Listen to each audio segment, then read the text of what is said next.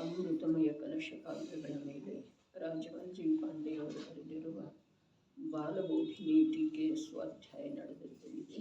ನಿರ್ಜರ ಅಧಿಕಾರದ 26ನೇ ಮಂಗಲ ಕಲಶಿದೆ. ಸ್ವರೂಪಂ ಕಿಲ ವಸ್ತುನೋಸ್ತಿ ಪರಮಾ ಭೂತಿ ಸ್ವರೂಪೇಣ ಶಕ್ತ ಕೋಟಿ ಪರ ಪ್ರವೇಶಮಕೃತಂ ಜ್ಞಾನಂ ಸ್ವರೂಪಂ ಚನು ಅಸ್ಯಾಗುಪ್ತಿರತೋ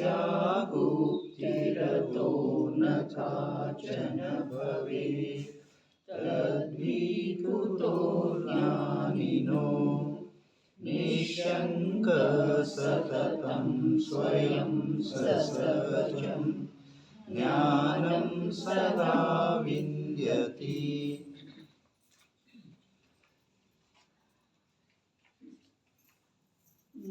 ಜ್ಞಾನಂ ಸ್ವರೂಪಂ ಚ ಆತ್ಮದ್ರವ್ಯದ್ದು ಜ್ಞಾನಸ್ವರೂಪಂ ಚೈತನ್ಯ ಸ್ವರೂಪವಿದೆ. ಚ ಅದೇ ಜ್ಞಾನಸ್ವರೂಪವು ಹೇಗಿದೆ?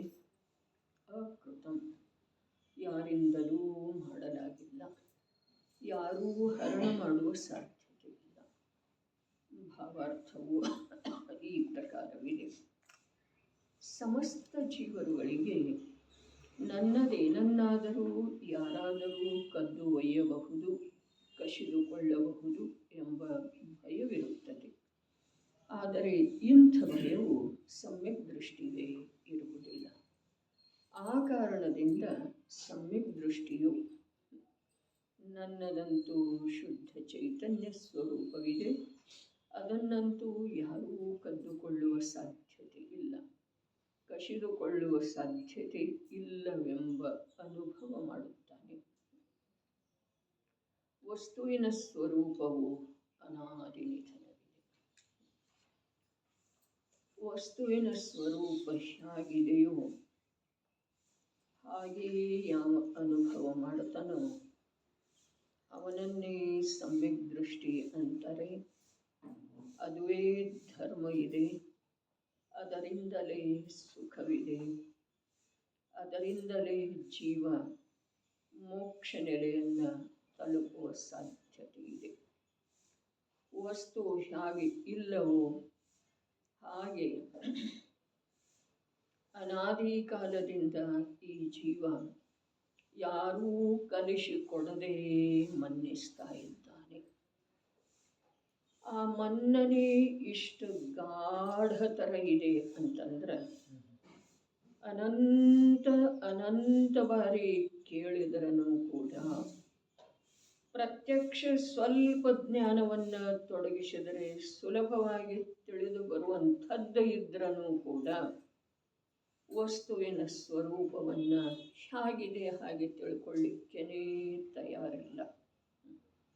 ನಾನಾ ಪ್ರಕಾರದಿಂದ ಹೇಳಿದರು, ಯಾಕೆ ತಯಾರಿಲ್ಲ?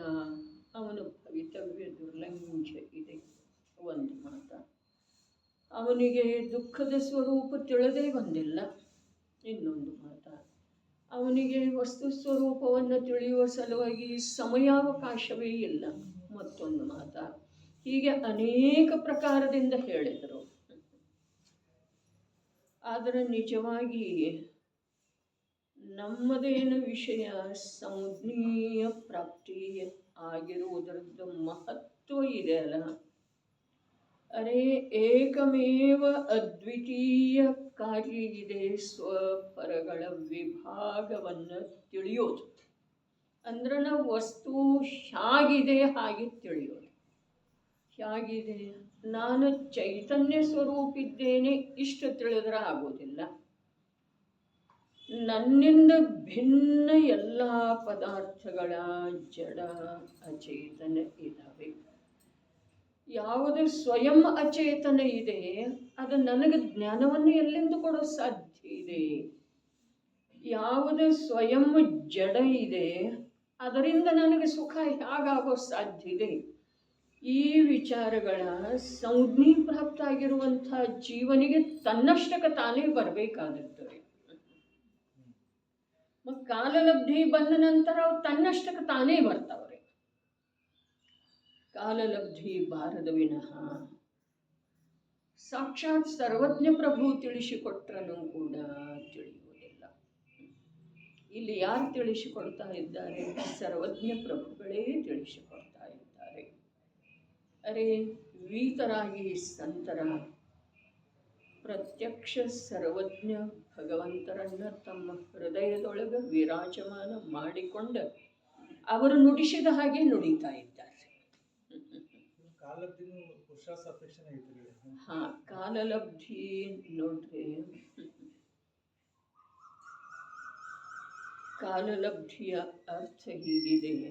ಆ ಪುರುಷಾರ್ಥ ಮತ್ತು ಕಾಲಲಬ್ಧಿ ಇದರಲ್ಲೇನ ಹೇಳಿದ್ದಾರೆ. 1ನೇ ಅಥವಾ 2ನೇ ಕಲಶದೊಳಗನ ಪ್ರಾರಂಭದೊಳಗನ ಕಾಲಲಬ್ಧಿಯ ಅಂದ್ರನ ಪುರುಷಾರ್ಥ ಅಂಥೇಳಿ ಹೇಳಿದ್ದಾರೆ. ಅದರ ಮೂಲ ಮಾತು ಹೀಗಿದೆ. ಕಾಲಲಬ್ಧಿ ಅಂತಂದ್ರೆ ಸಂಸಾರದ ದುಃಖ, ಪರಾಧೀನತೆ, ಕಷ್ಟ, ಆಕುಲ ವ್ಯಾಕುಲತೆ ಇವನ ಲಕ್ಷ್ಯದೊಳಗೆ ಬರೋದ ಮತ್ತು ಅದರಿಂದ ಬಿಡುಗಡೆ ಹೊಂದಬೇಕು ಅನ್ನುವಂಥ ವಿಚಾರ ದೃಢ ಆಗೋದ. ಈ ವಿಚಾರದ ದೃಢತೆ ಏನಿದೆ ಇದು ಪುರುಷಾರ್ಥ ಇದೆ. ಪರಾಧೀನತೆ, ಕಷ್ಟ, ಜನ್ಮ ಮರಣಗಳಂತ ಯಾವುದು ಇದೆಯೋ ಅದ ಲಕ್ಷ್ಯದೊಳಗೆ ಬರುವುದರ ಹೆಸರು ಕಾಲಲಬ್ಧಿ. ಕಾಲಲಬ್ಧಿ ಬರೋದು ಅರ್ಥಾತ್ ಇವನ ಜ್ಞಾನದೊಳಗ ಇದು ತಿಳಿದು ಬರೋದು. ಯಾವುದ? ನಾನು ಎಷ್ಟು ಪರಾಧೀನ ಇದ್ದೇನೆ, ಅನೇಕ ಪ್ರಕಾರದಿಂದ ನನ್ನನ್ನು ನಾನು ಸ್ವಾಧೀನ ಮಾಡಿಕೊಳ್ಳುವ ಪ್ರಯತ್ನ ಮಾಡಿದ್ರೂ ಕೂಡ ನಂದು ಎಲ್ಲೆಲ್ಲೇ ಪರಾಧೀನತೆ ಇದೇನೇ ಇದೆ. ವಿಚಾರ ಮಾಡಿ ನೋಡೋದ ಬರೀ ಸ್ವಾಧೀನತೆಯ, ಸ್ವತಂತ್ರತೆಯ ಇಚ್ಛೆ, ಅಭಿಲಾಷೆ ಇದೆ ರೀ. ಆದರೆ ಸ್ವಾಧೀನತೆ, ಸ್ವತಂತ್ರತೆಯ ಸ್ವರೂಪವನ್ನು ತಿಳ್ಕೊಳ್ಳಿಕ್ಕೆ ಪ್ರಯತ್ನ ಮಾಡ್ತಾ ಇಲ್ಲ. ನಿಜವಾಗಿ ಸ್ವಾಧೀನತೆ ಯಾವುದಿದೆ, ಸ್ವತಂತ್ರತೆ ಯಾವುದಿದೆ, ಪರದ್ರವ್ಯದಿಂದ ನನ್ನಲ್ಲಿ ಯಾವ ಕಾರ್ಯನೂ ಆಗ್ತಾ ಇಲ್ಲ ಅನ್ನೋದು ಪ್ರತ್ಯಕ್ಷ ಕಂಡು ಬರೋದು ಏನಿದೆ ಇದು ಸ್ವಾಧೀನತೆ ಇದೆ. ಜೊತೆಯಲ್ಲೇನ ನನ್ನ ಕಾರ್ಯವನ್ನ ನಾನೇ ಮಾಡ್ತಾ ಇದ್ದೇನೆ. ಏನು ಕಾರ್ಯ ಮಾಡ್ತಾ ಇದ್ದೇನೆ? ಯಾವ ದುಃಖದ ಅನುಭವ ಆಗ್ತಾ ಇದೆ, ಆಕುಲತೆಯ ಅನುಭವ ಆಗ್ತಾ ಇದೆ, ಕ್ಲೇಶದ ಅನುಭವ ಆಗ್ತಾ ಇದೆ, ಅದಕ್ಕೆ ಕಾರಣವಿರುವಂಥ ವಿಕಾರ ರೂಪದ ಕಾರ್ಯ ನಾನೇ ಮಾಡ್ತಾ ಇದ್ದೆ. ಇದು ಸ್ವಾಧೀನತೆ.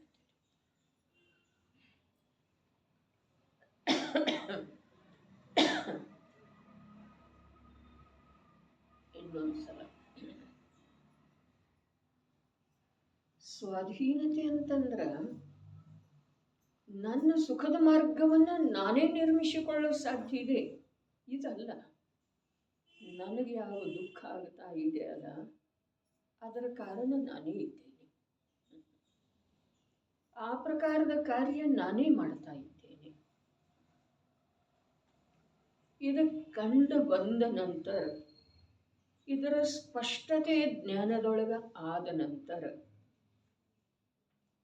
ಈ ಜೀವ ಆ ದುಃಖದ ನಿವಾರಣೆಯ ಸಲುವಾಗಿ, ಆ ಕಷ್ಟದ ನಿವಾರಣೆಯ ಸಲುವಾಗಿ, ಆ ಆಕುಲತೆಯಿಂದ ಹೊರಗೆ ಬರುವ ಸಲುವಾಗಿ ತಾನೇ ಪರದಿಂದ ವಿಮುಖತೆಯನ್ನು ಸಾಧಿಸ್ತಾನೆ. ಅಲ್ಲೇ ಇದೆ ನೋಡ್ರಿ ಸುಖದ ಕಾರ್ಯ ತಾನೇ ಮಾಡೋದಂತ ಹೇಳಿ. ಇಲ್ಲಿ ಹೇಳ್ತಾ ಇದ್ದಾರೆ, ನನ್ನದೇನ ಜಗತ್ತಿನ ಸಮಸ್ತ ಜೀವರುಗಳು ನನ್ನದೇನನ್ನಾದರೂ ಯಾರಾದರೂ ಕದ್ದುಕೊಂಡು ಹೋಗ್ಬೋದು, ಕಸಿದುಕೊಂಡು ಹೋಗಬಹುದು ಅನ್ನುವುದರ ಭಯ ಸಮಸ್ತ ಜೀವರುಗಳಿಗೆ ಇದೆ. ಏಕೇಂದ್ರಿಯದೊಳಗನೂ ಇದೆ. ಮನರಹಿತ ಸಮಸ್ತ ಜೀವರುಗಳಲ್ಲೇ ಇದೆ. ಮನಸ್ಸಹಿತ ಜೀವರುಗಳಲ್ಲೇ ಅದು ಇನ್ನಷ್ಟು ಪುಷ್ಟ ಆಗ್ತಿದೆ. ತನ್ನ ಸಲುವಾಗಿ ಏನೆಲ್ಲ ಕಾರ್ಯ ಈ ಜೀವ ಮಾಡ್ತಾನೋ ಆ ಕಾರ್ಯದ ಹಿಂದೆ ಒಂದೇ ಒಂದು ಉದ್ದೇಶ ಇದೆ, ತನ್ನನ್ನು ಸುರಕ್ಷಿತ ಮಾಡಿಕೊಳ್ಬೇಕು. ಅರ್ಥಾತ್ ತಾನು ಅಸುರಕ್ಷಿತ ಇದ್ದಾನೆ ಅನ್ನೋದ ಅವನಿಗೆ ಸಂಪೂರ್ಣ ಒಳಗಡೆ ಇದೆ ರೀ. ಸ್ವೀಕೃತ ನಿರಂತರ ಪ್ರತಿಯೊಂದು ಕಾರ್ಯ, ತಿನ್ನುವುದರೊಳಗಾಯಿತು, ಉಣ್ಣುವುದರೊಳಗಾಯಿತು, ಉಡುವುದರೊಳಗಾಯಿತು, ಇಡುವುದರೊಳಗಾಯಿತು, ಎಲ್ಲದರೊಳಗೆ ನಿರಂತರ ಹುಟ್ಟಿದಾರಭ್ಯದಿಂದ ಮರಣದ ಸಮಯದವರೆಗೆ ಈ ಜೀವ ಮಾಡುವಂಥ ಪ್ರತಿಯೊಂದು ಪ್ರಯತ್ನ ಏನಿದೆ ಅದು ತನ್ನ ಸುರಕ್ಷತೆಯ ಸಲುವಾಗಿ, ತನ್ನ ಸುಖದ ಸುರಕ್ಷತೆಯ ಸಲುವಾಗಿ ಅರೆರೆ. ಆದರೆ ಒಂದು ಪದಖಂಡ ಮೇಲೆ ಕೊನೆಯದಾಗಿ ಹೇಳಿದರು, ನನ್ನ ಜ್ಞಾನವನ್ನು ಯಾರೂ ನಿರ್ಮಾಣ ಮಾಡಿಲ್ಲ, ಯಾರೂ ಅದನ್ನು ನಷ್ಟ ಮಾಡೋದು ಸಾಧ್ಯ. ನಾನು ಒಂದು ಜ್ಞಾನ ಸ್ವರೂಪಿ ಇದ್ದೆ. ಅದೇ ನೋಡ್ರಿ, ಶುಭ ಭಾವಕ್ಕ ಇನ್ನೊಂದು ಪದಾರ್ಥದ ವಸ್ತುವಿಂದ ಆಶ್ರಯ ಬೇಕು. ಅಶುಭ ಭಾವ ಪರದಿಂದ ಆಗ್ತಾ ಇರೋದ ಸ್ಪಷ್ಟ ಇದೆ. ಕಷಾಯಾದಿ ಭಾವ ವಿಷಯಾದಿಗಳ ಇಚ್ಛೆ ಪರಪದಾರ್ಥಗಳಿಂದನೇ ನನ್ನಲ್ಲೇ ಆಗ್ತಾ ಇರೋದ ನನಗೆ ಸ್ಪಷ್ಟ ಇದೆ. ಶುಭ ಭಾವ ಆಗುವ ಸಲುವಾಗಿ ನನಗೆ ಕ್ಷೇತ್ರದ್ದ, ಕಾಲದ್ದ, ದೇವದ್ದ, ಗುರುವಿಂದ, ಶಾಸ್ತ್ರದ, ಸಾಧರ್ಮಿಗಳದ್ದ ಅವಶ್ಯಕತೆ ಇದೆ. ಹೌದೇನೇನ್ರಿ? ಇದೆ. ಆದರೆ ಜ್ಞಾನಕ್ಕೆ ಯಾವುದರ ಅವಶ್ಯಕತೆ ಇದೆ? ನನ್ನಲ್ಲೇ ಜ್ಞಾನ ನಾಶ ಆಗಬಾರ್ದು. ಇದರ ಸಲುವಾಗಿ ಯಾವುದರ ಸುರಕ್ಷತೆಯ ಅವಶ್ಯಕತೆ ಇದೆ? ನಾನು ಒಂದು ಜ್ಞಾನ ಸ್ವರೂಪಿನ ಇದ್ದೇನೆ ಅನ್ನೋದ ನಮಗೆ ಮನವರಿಕೆನೇ ಆಗ್ತಾ ಇಲ್ಲ. ಜ್ಞಾನ ಯಾರಿಂದ ಆಗಿದೆ? ಅರೆ, ಯಾವ ಜ್ಞಾನ ಇದೆ?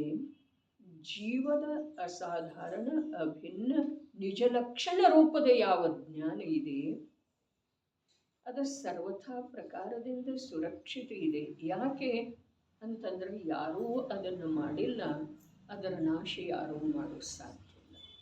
ಇಲ್ಲಿ ಮತ್ತು ಮೂಲ ಬಂತೇನಿಲ್ರಿ? 6 ದ್ರವ್ಯದೊಳಗ ಯಾವ ಸಾಮಾನ್ಯ ಗುಣದಲ್ಲಿ ಮೊದಲನೇ ಸಾಮಾನ್ಯ ಗುಣ ಅಸ್ತಿತ್ವ ಇದೆಯೋ ಅದು ಏನು ಹೇಳ್ತಿದೆ? ಯಾವ ಶಕ್ತಿಯ ಕಾರಣದಿಂದ ದ್ರವ್ಯದ ನಾಶ ಎಂದೂ ಆಗುವುದಿಲ್ಲ. ದ್ರವ್ಯವನ್ನು ಯಾರೂ ಉತ್ಪನ್ನ ಮಾಡಿಲ್ಲ. ಅರೆ, ನಾಶ ಎಂದೂ ಆಗುವುದಿಲ್ಲ ಅನ್ನೋದು ಮೊದಲಿನ ಮಾತಿದೆ. ಆಮೇಲೆ ಯಾರೂ ಉತ್ಪನ್ನ ಮಾಡಿಲ್ಲ ಅನ್ನೋದು ಅದಕ್ಕೆ ಪೂರಕವಾದಂಥ ಮಾತಿದೆ. ನಾವು ಆ ವ್ಯಾಖ್ಯಾ ಏನೋ ಕಲ್ತೆವು, ನಮ್ಮ ಕಂಠದೊಳಗೇನೋ ಅದು ಕೂತಂತೆ ಇದೆ. ಆದರೆ ನನ್ನ ನಾಶ ಎಂದೂ ಆಗುವುದಿಲ್ಲ. ವಿಶ್ವದೊಳಗೆ ಎಷ್ಟು ದ್ರವ್ಯಗಳಿದ್ದಾವೆ, ಆ ಯಾವ ದ್ರವ್ಯದ ನಾಶ ಎಂದೂ ಆಗುವುದಿಲ್ಲ. ನಾಶ ಎಂದೂ ಆಗುವುದಿಲ್ಲ, ನಾಶ ಎಂದೂ ಆಗುವುದಿಲ್ಲ. ಅದು ಹೇಗೆ ಹೇಳ್ತೀಯಪ್ಪ? ಅದರ ಉತ್ಪನ್ನ ಯಾರೂ ಮಾಡಿಲ್ಲ, ಅರ್ಥಾತ್ ಅದು ಉತ್ಪನ್ನ ಆಗಿಲ್ಲ. ಇದು ಮೂಲ ಮಾತಿದೆ ರೀ. ಜೈನ ದರ್ಶನದ ಪ್ರಾಣ ರೂಪದ ಮಾತಿದೆ. ಜೀವನಿಗೆ ಸುಖದ ಸಲುವಾಗಿ ಮೂಲ ಬಂಡವಾಳ ಇದೆ. ಇನ್ನು ನನ್ನ ನಾಶ ಎಂದೂ ಆಗುವುದಿಲ್ಲ. ದ್ರವ್ಯದ ನಾಶ, ವಿಶ್ವದೊಳಗೆ ಎಷ್ಟು ದ್ರವ್ಯ ಇದಾವೆ ಅಷ್ಟು ದ್ರವ್ಯಗಳ ಅವು ಯಾವುಗಳದ್ದು ನಾಶ ಆಗುವುದಿಲ್ಲ. ಇದು ಹೇಳಿದ ನಂತರ ನನ್ನ ನಾಶ ಎಂದೂ ಆಗುವುದಿಲ್ಲ, ನನ್ನ ನಾಶ ಎಂದೂ ಆಗುವುದಿಲ್ಲ, ನನ್ನ ನಾಶ ಎಂದೂ ಆಗುವುದಿಲ್ಲ ಅನ್ನೋದರ್ಥ ಇವನಿಗೆ ಶ್ವಾಸದೊಳಗೆ, ಆತ್ಮನ ಪ್ರದೇಶದೊಳಗೆ, ಶರೀರದ ರಕ್ತದ ಕಣಗಳಲ್ಲಿ ಬೇರೂರ್ಲಿಕ್ಕೆ ಬೇಕು. ನನ್ನ ನಾಶ ಎಂದೂ ಆಗುವುದಿಲ್ಲ. ಹೀಗಿದ್ದ ನಂತರ ನನ್ನ ರಕ್ಷಣೆಯ ಸಲುವಾಗಿ ಯಾವುವು ಜಡ ಪದಾರ್ಥದ ಕಡೆಗೆ ಅಥವಾ ಯಾವುವು ಶಕ್ತಿಶಾಲಿ ದೇವನ ಕಡೆಗೆ ನೋಡುವ ಅವಶ್ಯಕತೆ ನಮಗೆ ಬೀಳುವುದಿಲ್ಲ. ಪ್ರಾರಂಭದೊಳಗಿದೆ ಅದು. ಯಾವ ಶಕ್ತಿಯ ಕಾರಣದಿಂದ ದ್ರವ್ಯದ ನಾಶ ಎಂದೂ ಆಗುವುದಿಲ್ಲ. ಅರೆ ಜೈನ ಸಿದ್ಧಾಂತ ಪ್ರವೇಶಿಕ ಅಥವಾ ಜಿನ ಧರ್ಮ ಪ್ರವೇಶಿಕ ಅದ ಜಿನ ಧರ್ಮದ ಪ್ರತಿಯೊಂದು ಗ್ರಂಥದೊಳಗೆ ಹಾಸುಹೊಕ್ಕಾಗಿ ಇದೆ. ಅದನ್ನು ನಾವು ಅಲ್ಲಿ ಅಷ್ಟ ನೋಡಿದೆವು, ಇಲ್ಲೆಲ್ಲ ನಮಗೆ ಕಾಣಲಿಲ್ಲ ಅಂತಂದ್ರೆ ನಮಗಿಲ್ಲೇನೂ ತಿಳಿದು ಬರುವುದಿಲ್ಲ. ಇದರದ್ದು ಯಾವ ಪ್ರಯೋಜನನೂ ಆಗುವುದಿಲ್ಲ. ಏನ ನನ್ನ ನಾಶ, ಅರೆ ನಾನು ಯಾವುದರ ರಕ್ಷಣೆ ಮಾಡಬೇಕಂತೇನೋ ಅದರ ನಾಶನೂ ಆಗುವುದಿಲ್ಲ. ಎಂಥ ಒಂದು ಸತ್ವಯುಕ್ತವಾದಂಥ ಮಾತಿದೆ. ನಾನು ಯಾವುದರ ರಕ್ಷಣೆ ಮಾಡಬೇಕಂತೇನೋ ಅದರ ನಾಶ ಎಂದೂ ಆಗುವುದಿಲ್ಲ. ನಾನು ಯಾವುದರ ಸಲುವಾಗಿ ಭಯ ಪಡ್ತಾ ಇದ್ದೇನೋ ಆ ಪ್ರಕಾರ ನನ್ನ ನಾಶ ಎಂದೂ ಆಗುವುದಿಲ್ಲ.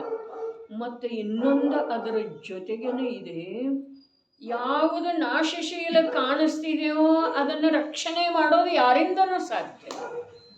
ನಾಶಶೀಲ ಯಾವುದು ಕಾಣಿಸ್ತಾ ಇದೆ? ಪರ್ಯಾಯ ಪರ್ಯಾಯ ಪರ್ಯಾಯ ಪರ್ಯಾಯ ಹೇಗಿದೆ? ನಾಶಶೀಲ ಇದೆ, ಕಾಣಿಸ್ತಾ ಇದೆ.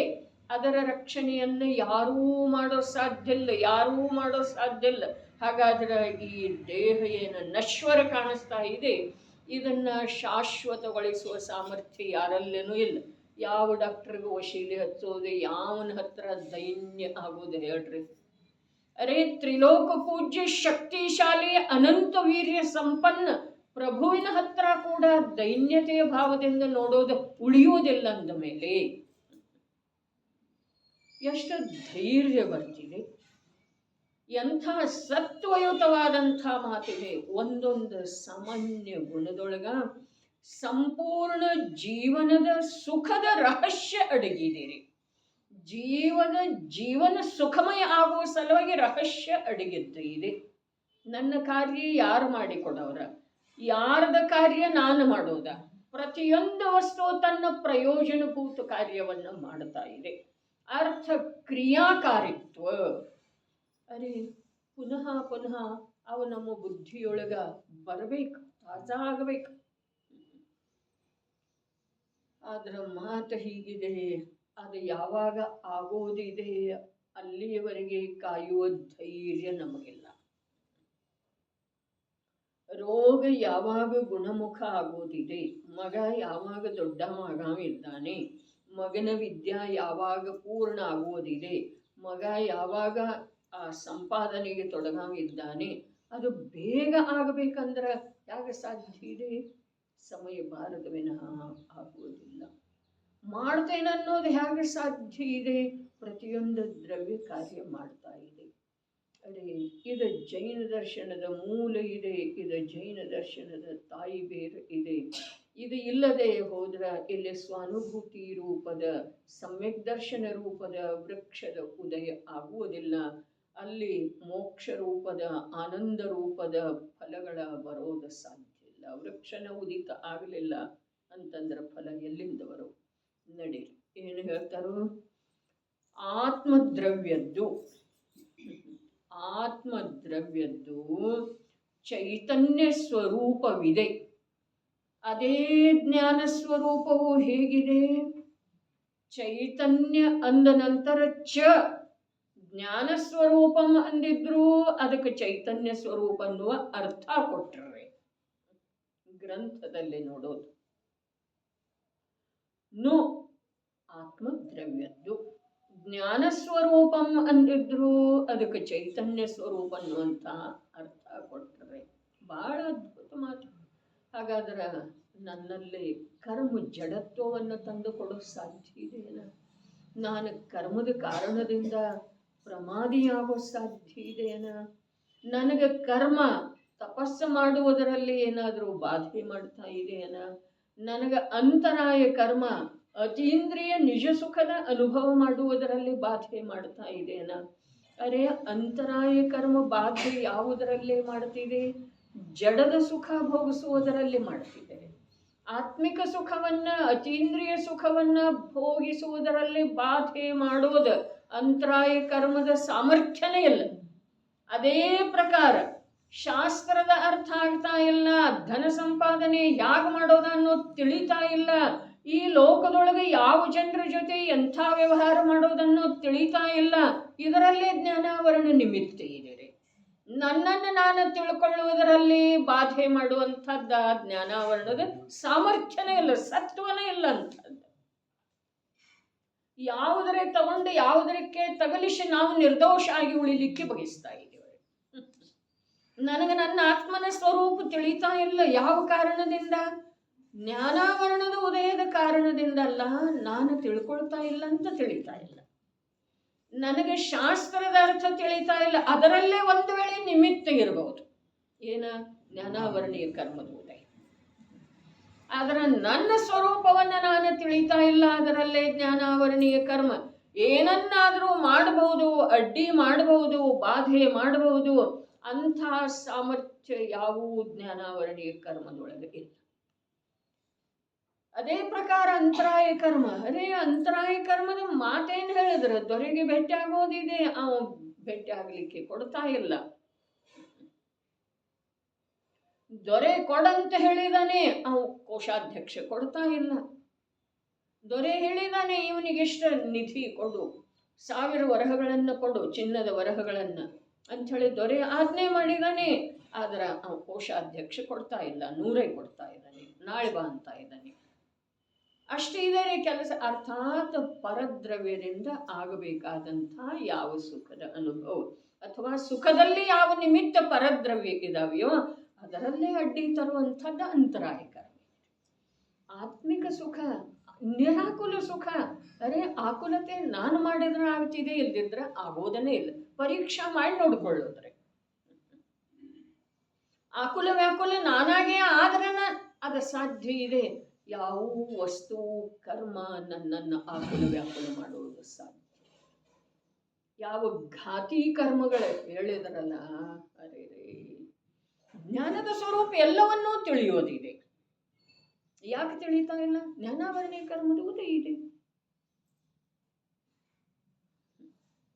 ಹಾಗೆ ಮಾತಿರುವುದಿಲ್ಲ. ಯಾವುದು ತನ್ನ ಸ್ವರೂಪವನ್ನು ತಿಳಿತಿದೆಯೋ ಆ ಜ್ಞಾನದೊಳಗ ಯಾವ ಜ್ಞಾನಾವರಣೀಯ ಕರ್ಮ ಬಾಧೆ ಮಾಡುವುದಿಲ್ಲ. ತನ್ನ ಸ್ವರೂಪವನ್ನು ತಿಳಿದಂಥ ಜ್ಞಾನ ಪರವನ್ನು ಹೇಗಿದೆಯೋ ಹಾಗೆ ತಿಳಿತಿದೆ. ಅಲ್ಲಿ ಕೂಡ ಜ್ಞಾನಾವರಣೀಯ ಕರ್ಮದ ಕ್ಷಯೋಪಶಮ ಇರ್ತಿದೆ.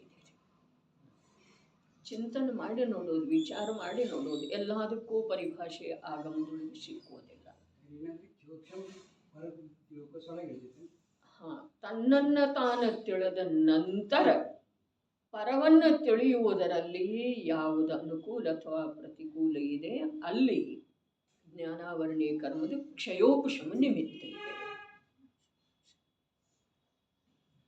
ತನ್ನನ್ನು ತಾನು ತಿಳ್ಕೊಳ್ಳುವುದರಲ್ಲಿ ಜ್ಞಾನಾವರಣೀಯ ಕರ್ಮದ ಕ್ಷಯೋಪಶಮದ ಅಗತ್ಯ ಇಲ್ಲ. ಜ್ಞಾನಾವರಣೀಯ ಕರ್ಮದ ಉದಯ ಬಾಧೆ ಮಾಡುವುದಿಲ್ಲ. ಅದರ ವಿಶಿಷ್ಟ ಅವಸ್ಥೆ ಪ್ರಾಪ್ತ ಇವನಿಗೆ ಆಗಿಲ್ಲಲ್ಲ. ಕೆಲವು ಜೀವ ಹಾಗದವು, ಕೆಲವು ಜೀವ ದ್ವಿಂದ್ರಿಯ ಅದಾವು, ಕೆಲವು ಜೀವ ಅಸಂಜ್ಞಿ ಪಂಚೇಂದ್ರಿಯ ಅದಾವು. ಇದಕ್ಕೆ ಕಾರಣ ಏನ ಅಂಥೇಳಿ ಕೇಳಿದ್ರೆ ಅಲ್ಲಿ ಉಪಚಾರದಿಂದ ಹೇಳ್ಬೋದ್ರಿ. ಅವನಿಗೆ ಸಂಜ್ಞಿ ಪಂಚೇಂದ್ರಿಯ ರೂಪದ ವಿಕಾಸ ಆಗಿಲ್ಲ. ಆ ಪ್ರಕಾರದ ಜ್ಞಾನಾವರಣ ಕರ್ಮದ ಕ್ಷಯೋಪಶಮ ಇಲ್ಲ, ಉದಯ ಇದೆ ಅಂಥೇಳಿ ಹೇಳ್ಬೋದು. ಕ್ಷಯೋಕ್ಷಮದಲ್ಲಿ ತರ್ತಮತೆ ಇದೆ. ಇಲ್ಲಿ ಚರ್ಚೆ ಸಮಸ್ತ ಜೀವರುಗಳ ಅಪೇಕ್ಷಾದಿಂದ ನಮಗೆ ಅಪೇಕ್ಷತೆ ಇಲ್ಲ, ನಮಗೆ ನಮ್ಮ ಅಪೇಕ್ಷಾದಿಂದ ಅಪೇಕ್ಷತೆ ಇದೆ. ಏನ ಕರ್ಮಗಳ, ಘಾತಿ ಕರ್ಮಗಳ ನನ್ನ ಸ್ವಭಾವವನ್ನು ಯಾವ ರೀತಿ ಘಾತ ಮಾಡ್ತಾ ಇದ್ದಾವೆ ಹೇಳ್ರಿ. ಅಸಂಜ್ಞೆಯವರೆಗಿನ ಜೀವ ಅಥವಾ ಸಮಸ್ತ ಜೀವಗಳ ವಿಚಾರ ಮಾಡೋದು ನಮಗಿಲ್ಲಿ ಅಪೇಕ್ಷಿತ ಇಲ್ಲ. ನಮಗೆ ನಮ್ಮ ಸ್ವರೂಪದ, ನಮ್ಮ ಭೂಮಿಕಾದ ವಿಚಾರ ಮಾಡೋದು ಅಪೇಕ್ಷಿತ ಇದೆ. ನಮಗೆ ಯಾವ ಘಾತಿ ಕರ್ಮ, ಅಂತರಾಯ ಇರಲಿ, ಜ್ಞಾನಾವರಣ ಇರಲಿ, ದರ್ಶನಾವರಣ ಇರಲಿ, ಮೋಹನೀಯ ಇರಲಿ, ಯಾವ 4 ಘಾತಿ ಕರ್ಮದೊಳಗಿಂದ ಯಾವ ಘಾತಿ ಕರ್ಮ ನಮ್ಮ ಸ್ವರೂಪದ ನಿಧಿಯನ್ನು ನಾವು ತಿಳಿದುಕೊಳ್ಳುವಲ್ಲಿ, ನೋಡುವಲ್ಲೇ, ಅನುಭವಿಸುವುದರಲ್ಲಿ ಬಾಧೆ ಮಾಡ್ತಾ ಇದೆ, ಅಡ್ಡಿ ಒಡ್ಡುತ್ತಾ ಇದೆ. ವಿಚಾರ ಗಂಭೀರವಾಗಿ ಮಾಡಿ ನೋಡೋದು. ಹಾಗೆ ಒಂದು ವೇಳೆ ಗೊತ್ತಿತ್ತು ಅಂತಂದ್ರ ಜೀವರುಗಳಿಗೆ ಆ ಜ್ಞಾನಾವರಣದ ಉದಯದೊಳಗ ಕ್ಷಯೋಕ್ಷಮದೊಳಗ ತನ್ನ ಸ್ವರೂಪವನ್ನು ತಿಳ್ಕೊಳ್ಳುವಂಥ, ನಿರ್ಣಯ ಮಾಡುವಂಥ, ಅನುಭವಿಸುವಂಥ ಅವಕಾಶನೇ ಇರ್ತಿರ್ಲಿಲ್ಲ. ದೋಷ ತಾನ ಮಾಡೋದ, ಆರೋಪ ಕರ್ಮದ ಮೇಲೆ ಮಾಡೋದ, ಇದು ಬಹಳ ದೊಡ್ಡ ಅಪರಾಧ ಇದೆ ರೀ. ದೋಷ ಸ್ವಯಂ ತಾನ ಮಾಡೋದು, ಆರೋಪ ಕರ್ಮದ ಮೇಲೆ ಮಾಡೋದು, ಇದರಂಥ ಅಪರಾಧ ಯಾವುದಿದೆ ಹೇಳ್ರಿ? ಜ್ಞಾನಾವರಣೀಯ ಕರ್ಮದ್ದಂತೂ ಮೋಕ್ಷ ಮಾರ್ಗ ಪ್ರಕಾಶಕ್ಕೆ ತೆಗೆದು ನೋಡೋದು. ಜ್ಞಾನಾವರಣೀಯ ಕರ್ಮದ್ದಂತೂ ತನ್ನ ಆತ್ಮಸ್ವರೂಪವನ್ನು ತಿಳ್ಕೊಳ್ಳುವಷ್ಟು ಕ್ಷಯೋಕ್ಷಮ ಸಮಸ್ತ ಸಂಜ್ಞೆ ಪಂಚೇಂದ್ರಿಯ ಜೀವರುಗಳಿಗೆ ಇದೆ. ಅಂದಮೇಲೆ ಪ್ರಶ್ನೆ ಬಗೆಹರಿತಾರಲ್ಲ, ಜ್ಞಾನಾವರಣೀಯ ಅನ್ನುವಂಥ ಘಾತಿ ಕರ್ಮ ನನಗೆ ನನ್ನ ಸ್ವರೂಪವನ್ನ, ವೀತರಾಗ ಭಗವಂತರ ಸ್ವರೂಪವನ್ನ, ಶರೀರದ ಸ್ವರೂಪವನ್ನ, ಧನಾದಿಗಳ ಸ್ವರೂಪವನ್ನ, ಸಂಯೋಗಿ ಜನರ ಸ್ವರೂಪವನ್ನ ತಿಳಿಲಿಕ್ಕೆ ಬಿಡ್ತಾ ಇಲ್ಲ. ಹೀಗೆ ಮಾತೇ ಇಲ್ಲ. ನಾನೇ ಮೋಹರೂಪದ ಕನ್ನಡಕ ಹಾಕೊಂಡ ಅದನ್ನೆಲ್ಲ ನೋಡ್ತಾ ಇದ್ದೇನೆ ಅಂದಮೇಲೆ ಅದಕ್ಕೆ ಜ್ಞಾನಾವರಣೆಯನ್ನು ಮಾಡೋದಿದೆ ರೀ. ಅದೇನು ಮಾಡೋದಿದೆ?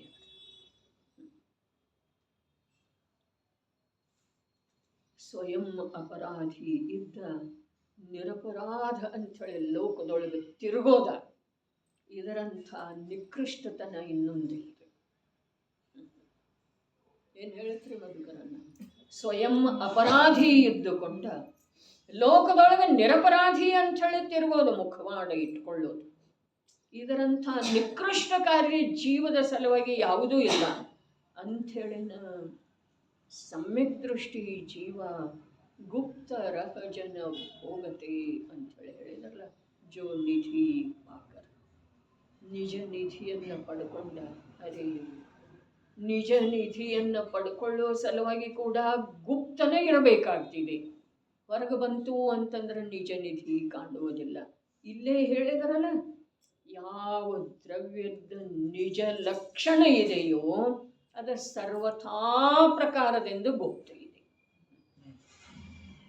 ಹಾಗಾದ್ರೆ ಆ ನಿಜ ಲಕ್ಷಣ ರೂಪದ ನಿಧಿಯನ್ನ ಅಥವಾ ಆ ಲಕ್ಷಣದ ಮೂಲಕ ದ್ರವ್ಯದ ಅನುಭವವನ್ನ ಮಾಡಬೇಕಾದ್ರೆ ಜನಜಂಗುಳಿಯೊಳಗೆ ಹೋಗಬೇಕಾಗೋದು ಏನು? ಗುಪ್ತವಾಗಿ. ಅದೇ ಮಾತನ್ನ ನಾವಿಲ್ಲಿ ಆಧಾರವಾಗಿ ಇಟ್ಕೊಳ್ಳುತ್ತಿದೆ. ಇಲ್ಲಿ ನಿರ್ಜರೆ ಆಗಬೇಕಾದ್ರೆ ದೃಷ್ಟಿಯೊಳಗೆ ಯಥಾರ್ಥತೆ ಬೇಕು, ಪರಿಣಮನದೊಳಗೆ ಯಥಾರ್ಥತೆ ಬೇಕು. ವ್ಯವಹಾರ ಅರ್ಥಾತ್ ಪರಿಣಮಿಸುವಿಕೆ, ಅದು ಯಥಾರ್ಥ ಬೇಕು. ವಸ್ತುವಿನ ಸ್ವರೂಪ ಹೇಗಿದೆಯೋ ಹಾಗೆ ತಿಳಿಯೋದು, ವಸ್ತುವಿನ ಸ್ವರೂಪ ಹೇಗಿದೆಯೋ ಹಾಗೆ ಶ್ರದ್ಧೆ ಮಾಡೋದು, ವಸ್ತುವಿನ ಸ್ವರೂಪ ಹೇಗಿದೆಯೋ ಹಾಗೆಯೇ ಅದರ ಜೊತೆಗೆ ವ್ಯವಹಾರ, ಅದನ್ನು ಅದೇ ರೂಪದಿಂದ ತಿಳ್ಕೊಂಡು ಅದರ ಜೊತೆಗೆ ಪರಿಣಮನ ಮಾಡೋದು. ಯಾವುದು ನನ್ನದಲ್ಲವೋ ಅದನ್ನು ನನ್ನದನ್ನಾಗಿ ಮಾಡಿಕೊಳ್ಳಿಕ್ಕೆ ಹೋಗೋದು, ಯಾವುದು ಎಷ್ಟು ಕಾಲ ನನ್ನ ಸಂಯೋಗದೊಳಗಿದೆಯೋ ಅದನ್ನು ಸಮಯಕ್ಕಿಂತ ಮುಂಚೆ ದೂರ ಮಾಡಲಿಕ್ಕೆ ಹೋಗೋದು, ಇವು ಎಲ್ಲವೂ ಅಪರಾಧ. ಇವು ಅಪರಾಧ ನಮಗೆ ಕಾಣಿಸೋದನೇ ಇಲ್ಲ, ಇವು ಪಾಪ ಅಂಥೇಳಿ ನಮಗೆ ಅನಿಸೋದನೇ ಇಲ್ಲ, ಇವು ದೋಷ ಅಂಥೇಳಿ ನಮಗೆ ತಿಳಿದು ಬರೋದನೇ ಇಲ್ಲ. ನಾವು ಇನ್ನೊಬ್ಬರಿಗೇನ್ರಿ ತೊಂದರೆ ಕೊಟ್ರೆ ಅದು ಪಾಪ ಅಂತೀವ್ರಿ, ಆದರೆ ಇದರಂಥ ಪಾಪ ಅದು ಇಲ್ಲರಿ. ನಿಜವಾಗಿ ತೊಂದರೆ ಏನು ಕೊಡೋದಿದೆ? ಯಾರು ತೊಂದರೆ ಕೊಡುವ ಸಾಧ್ಯತೆ ಇದೆ?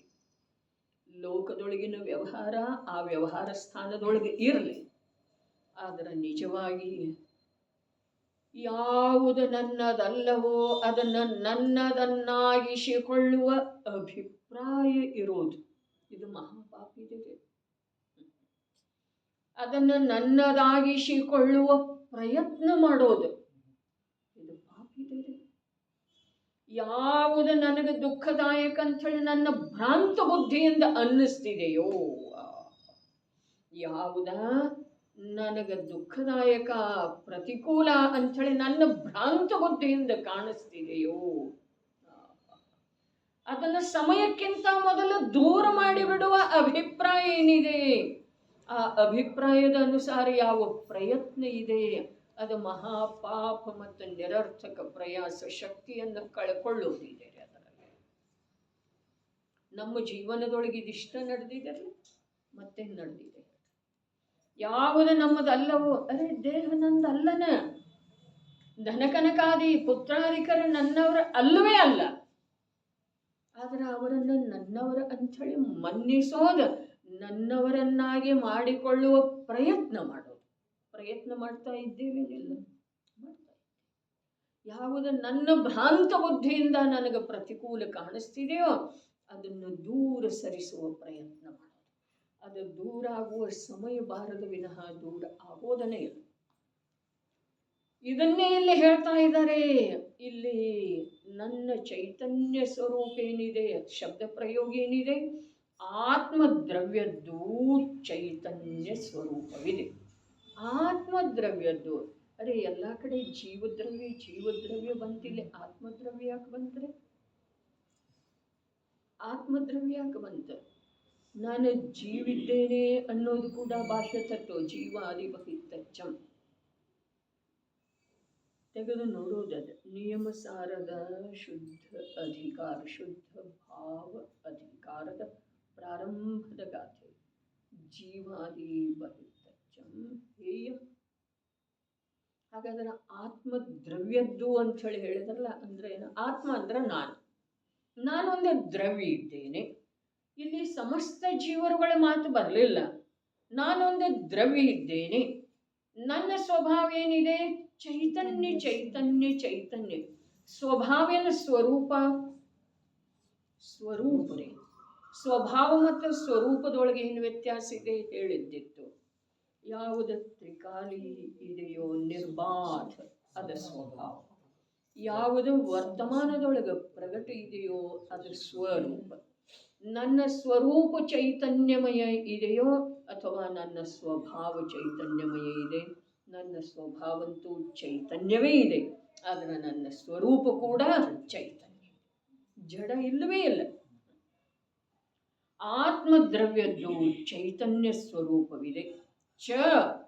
ಅದೇ ಜ್ಞಾನ ಸ್ವರೂಪವು. ಇಲ್ಲಿ ಚೈತನ್ಯ ಸ್ವರೂಪ ಅಂದಿಲ್ಲ, ಅಲ್ಲಿ ಜ್ಞಾನ ಸ್ವರೂಪದ ಅರ್ಥ ಚೈತನ್ಯ ಸ್ವರೂಪ ಅಂದ್ರು.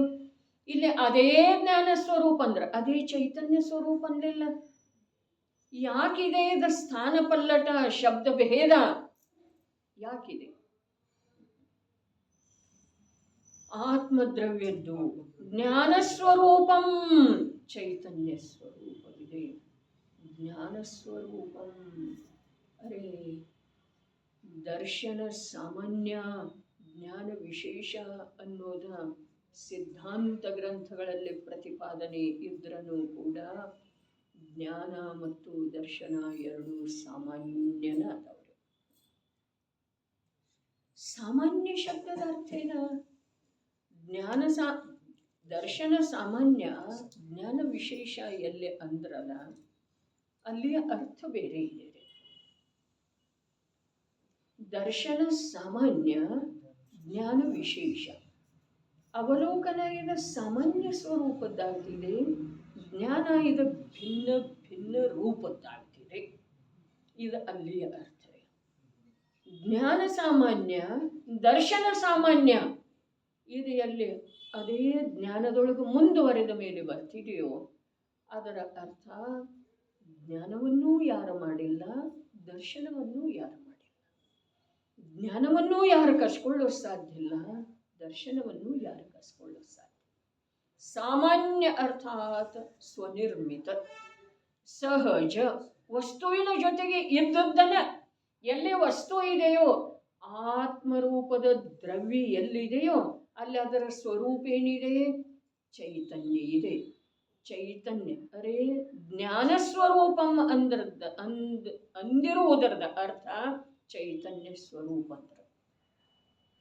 ಮತ್ತು ಚದೊಳಗ ಅದೇ ಚೈತನ್ಯ ಸ್ವರೂಪ ಅಂದಿಲ್ಲ, ಅದೇ ಜ್ಞಾನ ಸ್ವರೂಪ ಅಂತ. ಅರೆ ಇಲ್ಲಿ ಜ್ಞಾನದಿಂದ ಪ್ರಯೋಜನ ಇದೆ ರೀ.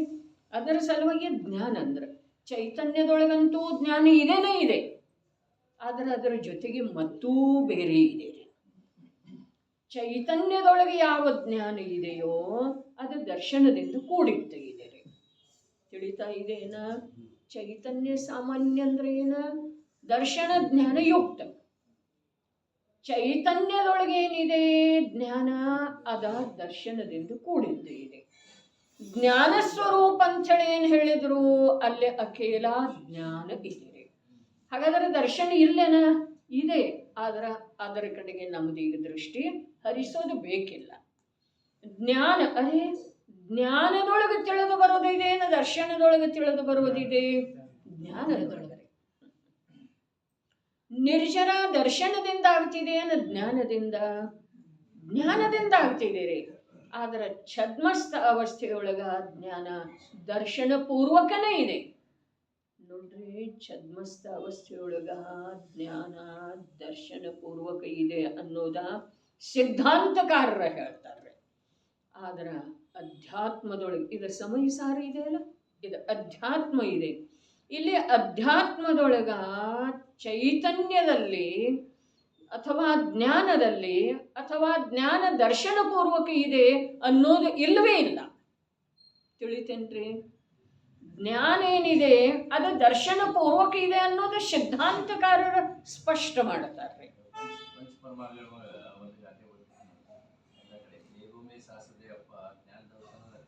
ಹೌದು ಹೌದು, ಸರಿ ನೋಡ್ರಿ. ಅಷ್ಟಪಾಹುಡು ಮತ್ತು ನಿಯಮಸಾರದೊಳಗೆ ಇದೆ ರೀ ಆ ಗಾಥೆ. ಎಲ್ಲ ಇದರೊಳಗೇನಿಲ್ಲ, ಅಷ್ಟಪಾಹುಡು ಮತ್ತು ನಿಯಮಸಾರದೊಳಗೆ ಇದೆ. ಈಗ ಸಮಯಸಾರ ಗ್ರಂಥ ಅಧ್ಯಾತ್ಮ ಗ್ರಂಥ ಅಂಥೇಳಿ ಹೇಳ್ತಾರೆ. ಅಷ್ಟಪಾಹುಡ ಮತ್ತು ನಿಯಮಸಾರಗಳ ಸಿದ್ಧಾಂತ ಗ್ರಂಥೇನ ಅಲ್ಲ. ಆದ್ರೆ ಅಧ್ಯಾತ್ಮ ಗ್ರಂಥದೊಳಗೆ ಸಿದ್ಧಾಂತ ಇರುವುದಿಲ್ಲ ಅನ್ನೋ ಮಾತಿಲ್ರಿ. ಸಿದ್ಧಾಂತ ಅಧ್ಯಾತ್ಮದಿಂದ ರಿಕ್ತ ಇರ್ತಿದೆ, ಹೀಗೂ ಇಲ್ಲ. ಅದರ ಮುಖ್ಯತೆಯ ಮಾತಿದೆ.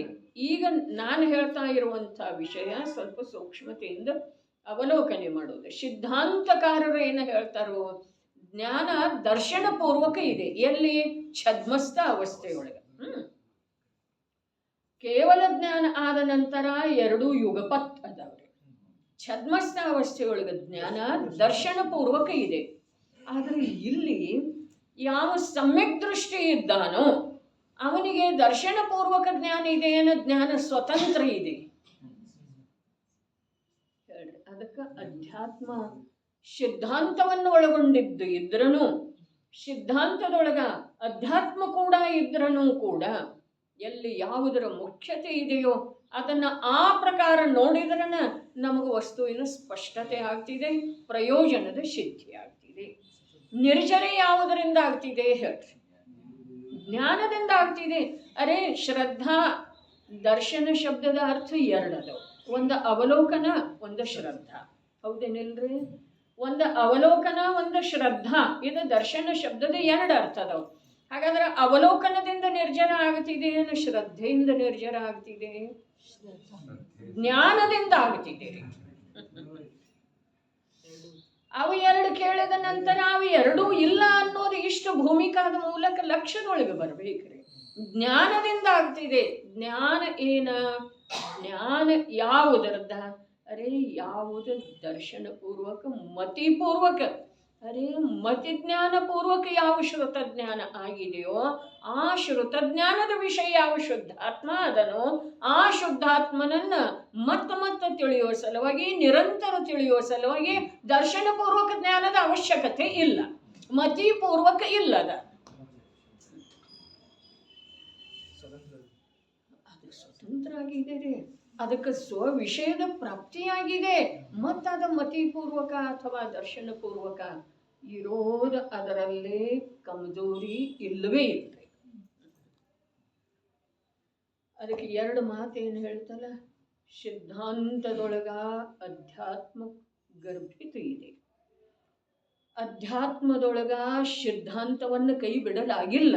ಆದರೆ ಎಲ್ಲಿ ಅಧ್ಯಾತ್ಮದ ಮುಖ್ಯತೆ ಇದೆಯೋ ಅಲ್ಲಿ ಸಿದ್ಧಾಂತದ ಕಡೆಗೆ ಲಕ್ಷ್ಯ ಹರಿಸೋದಿಲ್ರಿ. ಎಲ್ಲಿ ಸಿದ್ಧಾಂತದ ಮುಖ್ಯತೆ ಇದೆಯೋ ಅಲ್ಲಿ ಅಧ್ಯಾತ್ಮದ ಪ್ರಯೋಜನ ಇಟ್ಕೊಳ್ಳೋದ್ರಿ. ಪ್ರಯೋಜನ ಇಟ್ಕೊಳ್ಳೋದಿದ್ರೆ ಸಿದ್ಧಾಂತ ನಮಗೆ ತಿಳಿದನ್ನ ಬರೋದಿಲ್ರಿ. ಅಧ್ಯಾತ್ಮದ ಪ್ರಯೋಜನ ಬೃಹದ್ರವ್ಯ ಸಂಗ್ರಹ ಪಂಚಾಸ್ತ್ರಿಕಾಯ, ಕೊನೆಗೆ ಪ್ರವಚನ ಸಾರ ಯಾವುದರ ಸಲುವಾಗಿದೆ? ಅರೆ ಜ್ಞಾನ ಪ್ರಧಾನ ಅಂದ್ರ, ಆದ್ರ ಜ್ಞಾನ ಯಾರ್ದ? ಆತ್ಮದ. ಅದಕ್ಕೆ ಇಲ್ಲಿ ಜೀವ ದ್ರವ್ಯದಲ್ಲಿಲ್ಲ. ವಿಷಯ ಸ್ಪಷ್ಟ ಇದ್ರೂ ಕೂಡ ಪರಮ ಸೂಕ್ಷ್ಮತೆಯಿಂದ ತಿಳಿದು ಬರ್ತಿದೆ. ಆತ್ಮದ್ರವ್ಯದ್ದು ಜ್ಞಾನ ಸ್ವರೂಪಂ, ಚೈತನ್ಯ ಸ್ವರೂಪವಿದೆ. ಅದೇ ಜ್ಞಾನ ಸ್ವರೂಪವು ಅಂದ್ರ ಶಬ್ದ ಬದಲಾವಣೆ ಯಾಕೆ ಮಾಡಿದ್ರು? ಚೈತನ್ಯ ಸ್ವರೂಪ, ಆತ್ಮದ್ರವ್ಯದ ಒಂದು ಚೈತನ್ಯ ಸ್ವರೂಪನೇ ಇದೆ. ಇದನ್ನು ತಿಳಿದಂಥ ಯಾವ ಜ್ಞಾನ ಇದೆಯೋ ಆ ಜ್ಞಾನ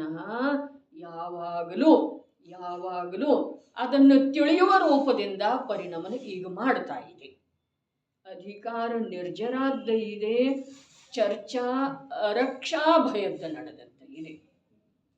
ಎಲ್ಲ ವಿಷಯ ಬೇಕ್ರಿ. ಮಕ್ಕಳು ಹಾಗೆ ರ ಅಂದ್ರೆ ರ ಅಷ್ಟ, ಠ ಅಂದ್ರೆ ಠ ಅಷ್ಟ ಅಂದ್ರೆ ಆಗೋದಿಲ್ಲ. ನಮ್ದು ಸ್ಟ್ಯಾಂಡರ್ಡ್ ಮೇಲೆ ಏನಿದೆ ವಿಷಯ? ಇಲ್ಲಿ ನಿರ್ಜರಾದ ವಿಷಯ, ನಿರ್ಜರ ಅಧಿಕಾರ ಇದೆ. ವಿಷಯ ಏನಿದೆ? ಅರಕ್ಷಾ ಭಯದ ಮಾತು ಇದೆ. ಅಲ್ಲಿ ಚೈತನ್ಯ ಸ್ವರೂಪಮ್ಯಂತರು, ಅದೇ ಜ್ಞಾನ ಸ್ವರೂಪಮ್ಯಂತರು. ಅರೆ ನಾನು ಒಂದು ದ್ರವ್ಯ ಇದ್ದೇನೆ ವಿಶ್ವದೊಳಗೆ. ಅರೆ ದ್ರವ್ಯದ ನಾಶ ಎಂದೂ ಆಗುವುದಿಲ್ಲ. ನಾನೊಂದು ದ್ರವ್ಯ ಇದ್ದೇನೆ.